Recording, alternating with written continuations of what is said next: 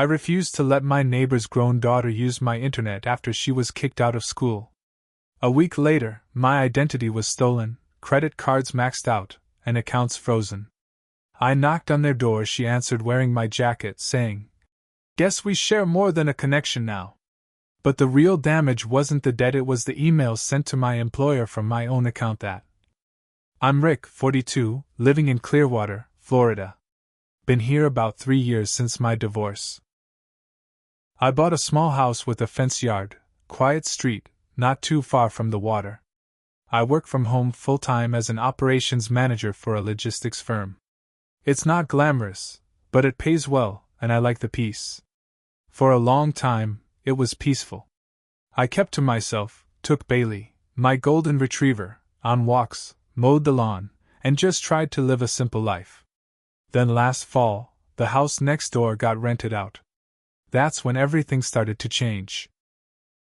The tenants were a woman named Tara, probably in her late 40s, and her grown daughter, Brielle.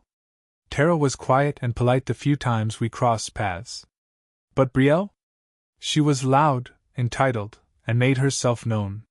Music blasting at all hours, friends coming and going at night, beer bottles in their yard. I tried to let it go. I wasn't looking for a fight with my neighbors. Then came the day she knocked on my door. It was a Saturday morning, maybe around 10 a.m. I was halfway through my second cup of coffee when I heard the knock. I opened the door and there she was, Brielle, standing on my porch in pajama pants, messy hair, and attitude all over her face. She didn't say hello or ask how I was doing. "You got internet, right?" she asked. I blinked. "Yeah, why?" She sighed like I was wasting her time. "I got kicked off the college Wi-Fi. Can't finish my online classes. My mom's mad and won't let me use hers. Can I use yours? Just for a little bit?" "No," I said. Not rudely. Just firm. She squinted at me. "Why not?" "Because I don't share my network with people I don't trust." She crossed her arms. "Wow. Real neighborly of you." Then she stormed off. I didn't think much of it. Figured she'd get over it. About a week later, everything in my life started crashing. It started with a text from my bank. Unusual activity. I logged in and saw charges I didn't recognize, hotel bookings, electronic stores, even a beauty salon in Tampa. Thousands of dollars gone. Then came the alert from Chase. My credit card had hit the limit. My savings account was locked. Capital One said someone tried opening a new credit card under my name. I called the banks, froze everything, and filed fraud reports. It took all day. I was sick to my stomach. I kept thinking, how did this happen? Then I noticed something strange when I checked my email. My sent folder had a message I didn't write. It was sent to my boss and HR. The subject line said, "Official resignation, Rick Morgan." I opened it and just sat there, staring. It was a full-blown resignation letter. Polite. Professional. Looked real. Looked like me. I called my boss immediately. "Rick," he said, "we received your email last week. We started transitioning your work already. Was this not from you?" "No. I didn't write that. Someone hacked me." He sounded unsure. "We'll look into it. But this complicates things." That's when I realized this wasn't just about money anymore. Someone had erased me. Someone was trying to ruin every part of my life. And I had a gut feeling who it was. Later that afternoon, I was pacing in the living room when I saw her. Brielle. Walking up their driveway, sipping iced coffee like nothing happened. She was wearing my green Patagonia jacket. The same one I thought I lost. I stood there staring. My heart was beating fast. I went outside and knocked on their door hard. She answered. Still in my jacket. I said nothing for a second. I just stared at her. She smirked. "Oh hey, neighbor. Like the jacket?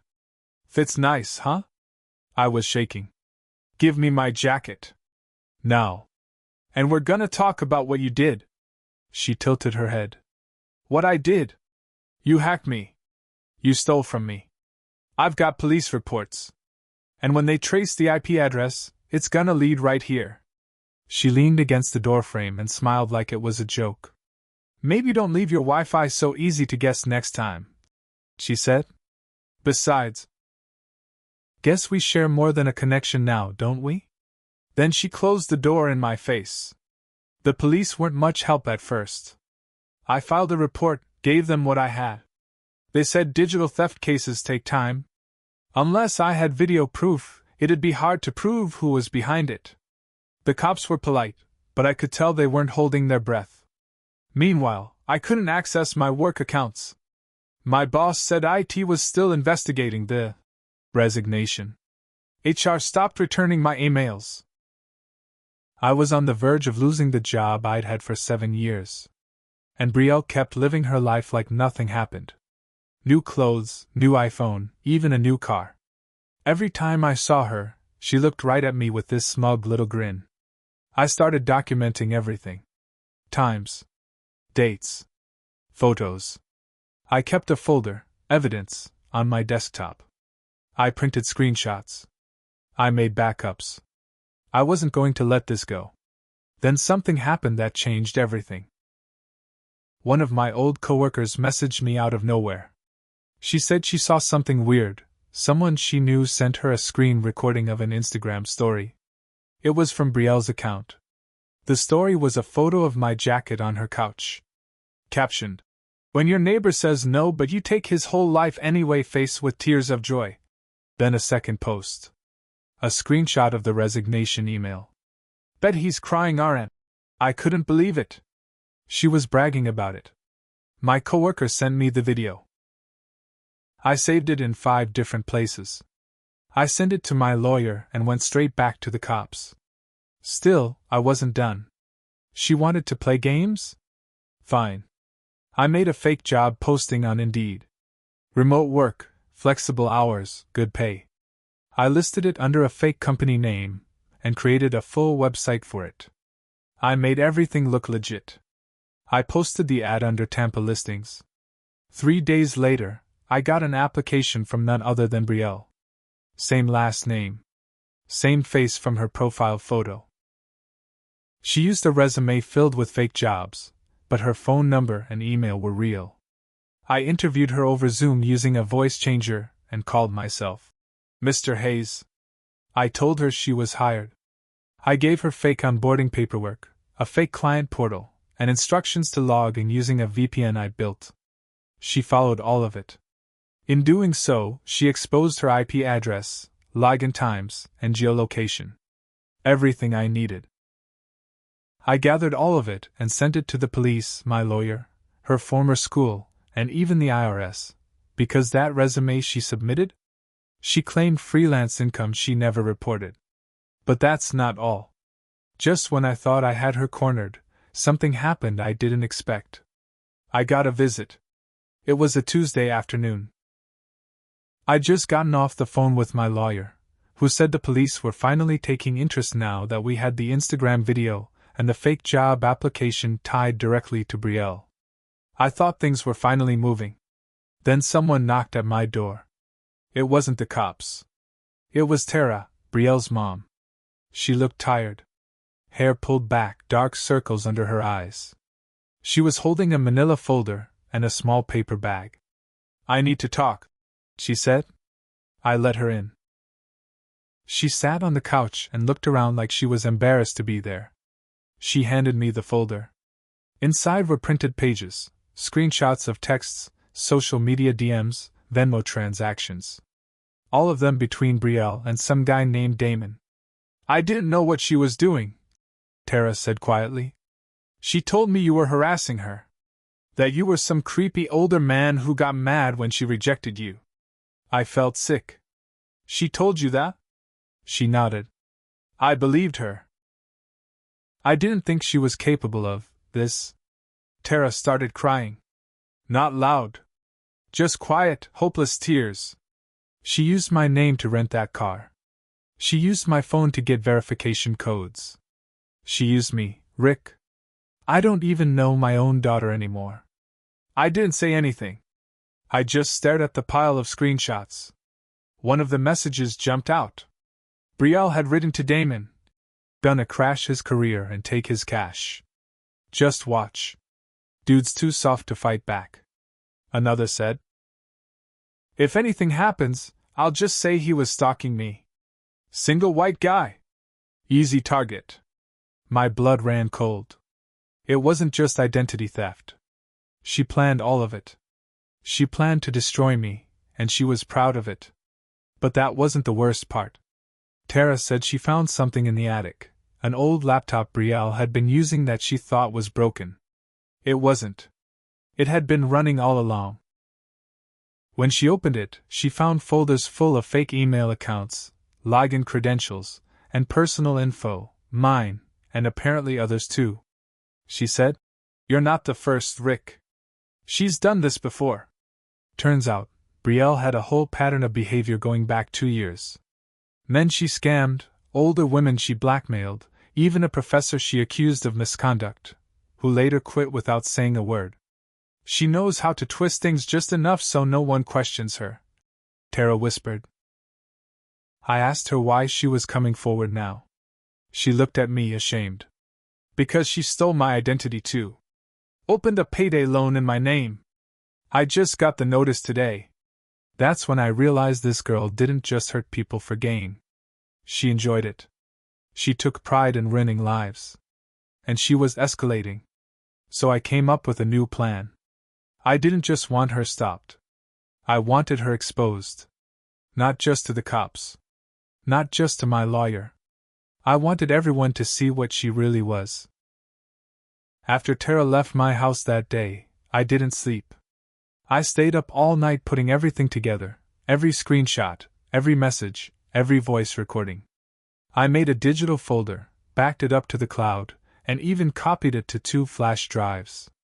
One went to my lawyer. The other? I had plans for that one.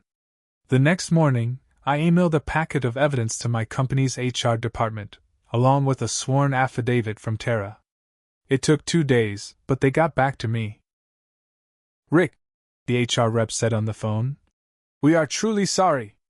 We had no idea. You were the victim of a serious crime, and you've got your job back effective immediately. I didn't smile. I didn't celebrate. I just said thank you, then got to work. Because getting my job back wasn't enough. Brielle needed to pay. Publicly. Permanently. I knew she thrived on control and reputation. So I took those first. I created a website. Nothing fancy, just a clean layout, plain font, and the full story. I titled it, The Real Brielle, and posted screenshots, messages, video clips, and the fake job application. I blurred nothing. I wanted anyone who Googled her name to find the truth. I linked it to a Reddit post I made under a throwaway account. My neighbor's daughter stole my identity, hacked my email, cost me my job, and bragged about it online. So I made sure no one forgets what she did. It blew up. Within 24 hours, it hit the front page of multiple subreddits. People were furious. Some even started digging into her online profiles and found other people she'd harassed or conned. A small army of digital sleuths began building the timeline I'd already lived through. And then the real damage started. Her college? Someone sent them the site. They opened a formal investigation. Turns out Brielle had never officially withdrawn, she was just under suspension. Now, with this new evidence, they expelled her permanently and reported her to their ethics board. The IRS? They were very interested in the fake tax documents she submitted through the job scam. I got a thank you call from someone at the fraud division. They'd be launching a case into both her and Damon, the guy she'd been funneling money to. The police? With the laptop Tara handed over and the full paper trail, they got a warrant. They showed up at her house one Saturday morning, and I stood at my window with a cup of coffee while I watched her get hauled out in handcuffs. She screamed the whole time. Claimed it was a setup. Said I was stalking her. Said I hacked her. Didn't matter. They had evidence now. her fingerprints, her text messages, her own mother's testimony. Tara moved out a week later. Quietly. She left a small card in my mailbox. All it said was, "I'm sorry. Thank you for stopping her before someone got hurt." But I wasn't done. I waited until the trial started before I sent the flash drive to Damon's employer, an IT firm in Tampa. 2 weeks later, he was fired for misuse of company property and banned from multiple platforms for digital fraud. His name went public in the local papers once the charges came through as a co-conspirator. I also sent one final email to everyone on Brielle's reference list, the fake employers, the former classmates, even her old high school counselor. I attached the link to the website and let the truth speak for itself. Brielle lost everything. Her social media accounts were shut down. Her bank accounts were frozen. She was sentenced to 18 months in county jail and ordered to pay full restitution, over $40,000 across me, Tara, and 2 other victims.